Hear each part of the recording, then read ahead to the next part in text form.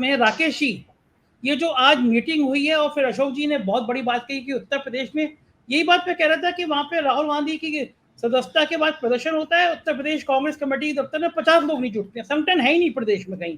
प्रियंका गांधी प्रभारी है लेकिन गायब हैं। प्रियंका गांधी के अंटू चंटू चंपू जो हैं उन्होंने बर्बाद कर रखी कांग्रेस। तो जो बड़े राज्य हैं उनमें अगर आप क्षेत्रीय दलों को महत्व नहीं देंगे, कमान उनको नहीं देंगे और कांग्रेस खुद कमान लेने की कोशिश करेगी तो पीछे रह जाएगी। अशोक जी ने भी कहा 2 सीटें का अस्तित्व होता है, लेकिन आज की मीटिंग के क्या संदर्भ निकलते हैं राष्ट्रीय राजनीति में?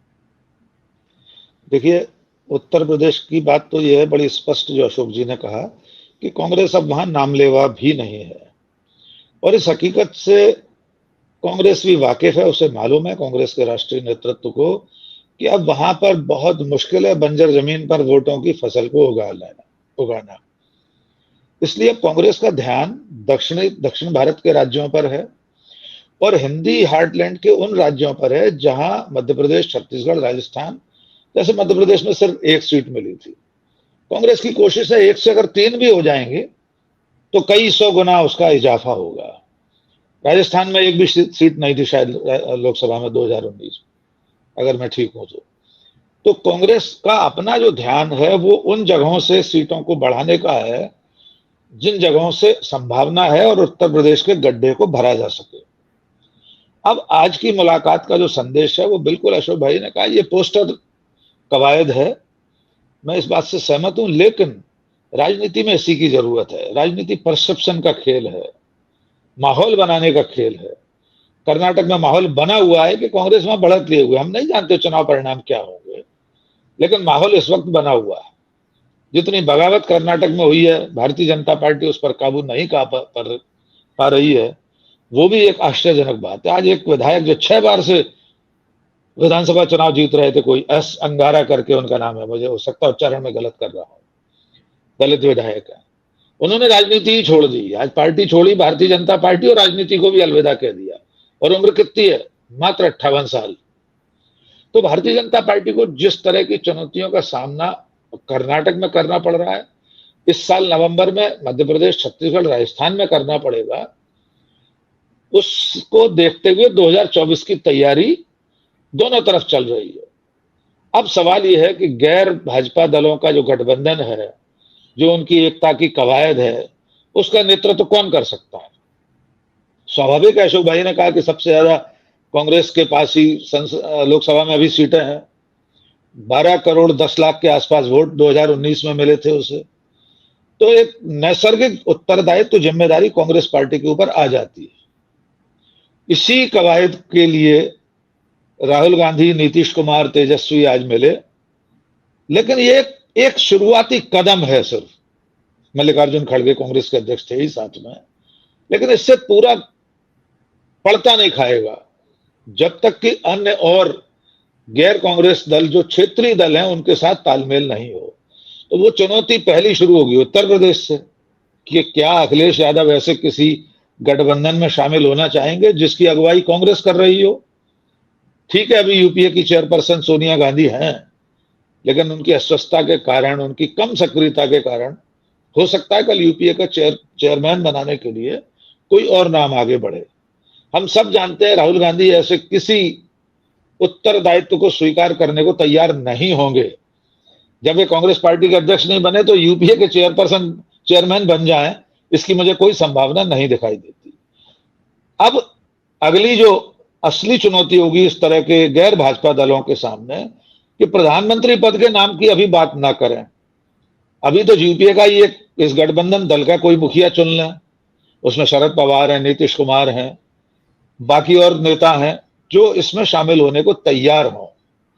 फिर बड़ी चुनौती होगी ममता बनर्जी, केसीआर, चंद्रबाबू नायडू, अभी बीजू पटनायक का नाम लिया, तो मुझे नहीं लगता बीजू पटनायक ऐसे किसी गठबंधन में शामिल होंगे जो नरेंद्र मोदी को चुनौती देता हुआ दिखाई दे। उनकी दुनिया अलग है, वो किसी अलग ग्रह पर मानते हैं उड़ीसा को, उनको कोई लेना देना नहीं राष्ट्रीय राजनीति से, न दिल्ली की राजनीति से, न नरेंद्र मोदी से, न उन्हें भारत में लोकतंत्र और संविधान को लेकर जो खतरा है उसको लेकर कोई चिंता है। हमने आज तक नवीन पटनायक का कोई, माफ कीजिए शायद मैं बीजू पटनायक कह गया था, बीजू जनता दल, नवीन पटनायक का कोई बयान आज तक आपने नहीं सुना होगा। संवैधानिक संस्थाओं लोग जिस तरह का दुरुपयोग केंद्र सरकार कर रही है उसको लेकर उन्होंने कोई चिंता की हो, कभी वे दिल्ली आकर कोई प्रेस कॉन्फ्रेंस करते हो तो वो एलियन की तरह अपनी दुनिया में अपने ग्रह पर मस्त हैं, इसलिए उनकी चिंता मत कीजिए। असली चुनौती उन क्षेत्रीय दलों की है जो भारतीय जनता पार्टी से लड़ते हुए तो दिखाई देना चाहते हैं, लेकिन कांग्रेस नीति गठबंधन में शामिल होने को शायद तैयार न हो, जिसमें अरविंद केजरीवाल की आम आदमी पार्टी भी है, ममता बनर्जी की तृणमूल कांग्रेस भी है और अन्य कई क्षेत्रीय दल हैं जिन्हें कांग्रेस का नेतृत्व हो सकता है स्वीकार न हो। तो ऐसे में मैं एक साधारण प्रेक्षक के रूप में देखता हूं तो सबसे पहली जिम्मेदारी यह है कि अभी से प्रधानमंत्री पद की दावेदारी कम से कम इस गैर भाजपा गठबंधन दल में कोई न करे, न नीतीश कुमार, न राहुल गांधी, न मल्लिकार्जुन खड़गे, न शरद पवार। अभी तो ये चुनौती है कि किस तरह भारतीय जनता पार्टी को 200 तक सीमित रखा जाए और क्षेत्रीय दल अपने अपने राज्य में कम से कम 5-10 सीटें लेकर आ जाए। भारतीय राष्ट्रीय कांग्रेस 100-125 सीटों तक पहुंचे, जो कि आसमान से तारा तोड़ने के समान अब भी लगता है, लेकिन जिस तरह हिमाचल प्रदेश में कांग्रेस ने जीत हासिल की, कर्नाटक में अगर 10 मई को कोई सकारात्मक निर्णय आता है तो उसका हौसला बढ़ेगा। फिर असली परीक्षा होगी, लिटमस पेपर के बाद सोडियम रिंग टेस्ट होता है, केमिस्ट्री में हम लोग पढ़ते थे, सामान्य तौर पर उसकी चर्चा नहीं होती, लिटमस पेपर के बाद सीधे अंतिम निर्णय पर पहुंच जाते हैं। तो लिटमस पेपर टेस्ट हम मान लेते हैं कर्नाटक को, इसके बाद सोडियम रिंग टेस्ट होगा मध्य प्रदेश, छत्तीसगढ़ और राजस्थान, और इन तीनों जगह में मुख्य मुकाबला कांग्रेस और बीजेपी के बीच में। अगर इसमें कांग्रेस 3 में से 2 राज्यों में भी अपनी सरकार बचाने में सफल रही, किसी भी रूप में, राजस्थान अगर जाते हुए दिख रहा है सचिन पायलट की कृपा से, जिन्हें प्रधानमंत्री नहीं बनाया राहुल गांधी ने, बहुत बड़ी गलती की थी, तो उसकी सजा तो भुगतना ही चाहिए। मैं भी एक डिबेट में कह चुका हूं, कांग्रेस की सबसे बड़ी गलती ये थी उमाकांत जी कि 10 साल की यूपीए सरकार में 6-6 महीने के लिए एक एक आदमी को प्रधानमंत्री बनाना चाहिए था।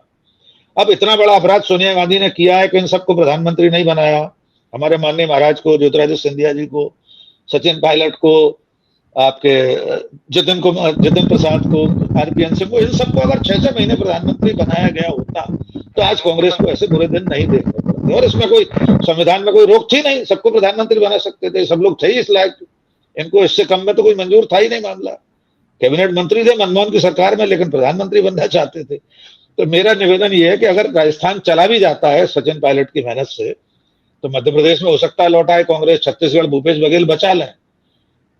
इन नतीजों के बाद असली लड़ाई शुरू होगी, वो जिसका आज पहला कदम नीतीश कुमार, मल्लिकार्जुन खड़गे और राहुल गांधी ने रखा है।